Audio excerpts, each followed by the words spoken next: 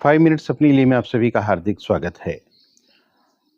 इस समय सुबह का मौसम है, हल्के-हल्के से बादल हैं, पक्षी चहचहा रहे हैं, बहुत सारे लोग सैर के लिए निकले हुए हैं, कुछ लोग पार्कों में योगा कर रहे हैं।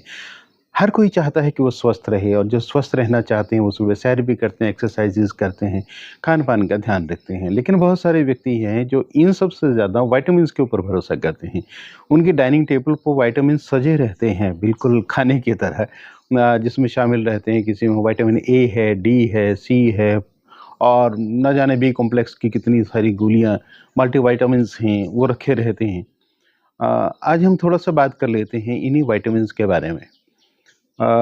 2 तरह के विटामिन्स होते हैं और सबसे पहले मैं आपसे रिक्वेस्ट कर लूँ कि आप प्लीज़ हमारे चैनल को सब्सक्राइब कीजिए और बेल आइकन दबाइए ताकि आप तक नोटिफ़िकेशन पहुँचती रहे। आप जितना जल्द से सब्सक्राइब करेंगे, उतना ही मेरा उत्साह अधिक बढ़ेगा। तो 2 तरह के विटामिन्स होते हैं, एक वाटर सॉल्युबल होता है, एक फैट सॉल्युबल होता है। वाटर सॉल्युबल विटामिन्स के अंदर बी कॉम्प्लेक्स है, विटामिन सी है। आपने देखा होगा कि आप जब बी कॉम्प्लेक्स लेते हैं, उसके कुछ देर के बाद जब आप पेशाब करने जाते हैं, तो पेशाब पीला आता है, क्योंकि वो बॉडी में एक्युमुलेट नहीं होते हैं, ये वाटर सॉल्युबल विटामिन्स। लेकिन फैट सॉल्युबल विटामिन्स बॉडी के अंदर एक्युमुलेट हो जाते हैं। जैसे कि विटामिन ए है, डी है, ई है, के है, ये अंदर बॉडी में एक्युमुलेट होते चले जाते हैं। आज हम बात कर लेते हैं विटामिन ए के बारे में।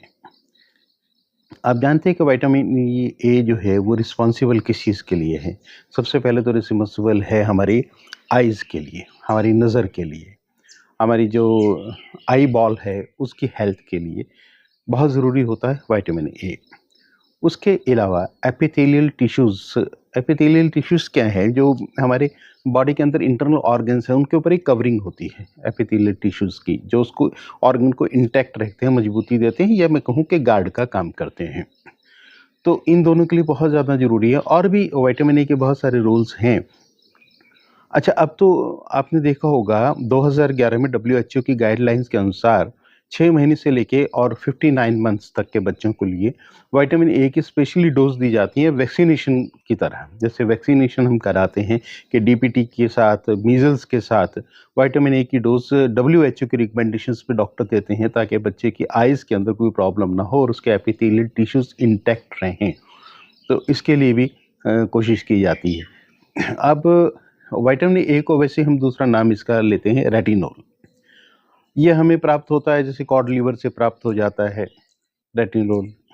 लेकिन इतना ज़्यादा कंज़्यूम होता है कि उसको ऐसे संभव नहीं था तो सिंथेटिक भी बनने लगा।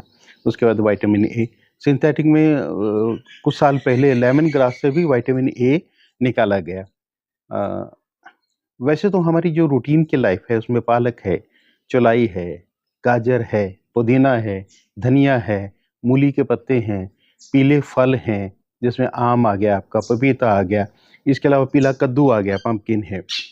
इन सब के अंदर बीटा कैरोटीन होता है। मैं एक चीज़ यहाँ स्पष्ट कर दूँ कि बीटा कैरोटीन जितना हमारी बॉडी में जाता है उसकी कन्वर्जन होती है रेटिनॉल में, लेकिन वो होती है उसका 25% यानी कि 1/4 जितना बीटा कैरोटीन हमने लिया, उसका 1/4 कन्वर्ट होता है रेटिनॉल के अंदर।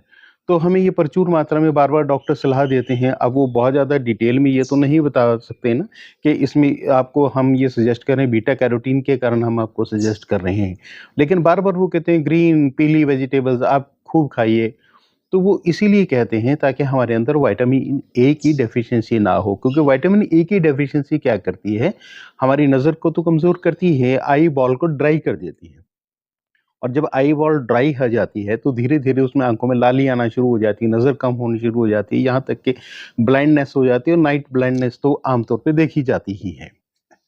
तो अब विटामिन ए का इतना फ़ायदा है, नेचुरल सोर्स से हम ले सकते हैं, तब दिमाग में ये आता है कि क्यों ना मैं सिंथेटिक या फ़िश के जो लीवर है उससे जो निकाला जाता है विटामिन ए, उसका प्रयोग क्यों ना करना शुरू कर दूँ।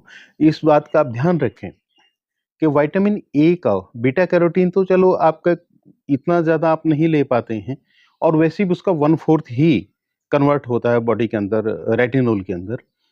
लेकिन अगर आप सिंथेटिक विटामिन ए सोचते हैं कि मैं केमिस्ट से लेके बाज़ार से लेके रेगुलरली लेना शुरू कर दूँ, तो इसके बहुत सारे नुकसान भी हैं।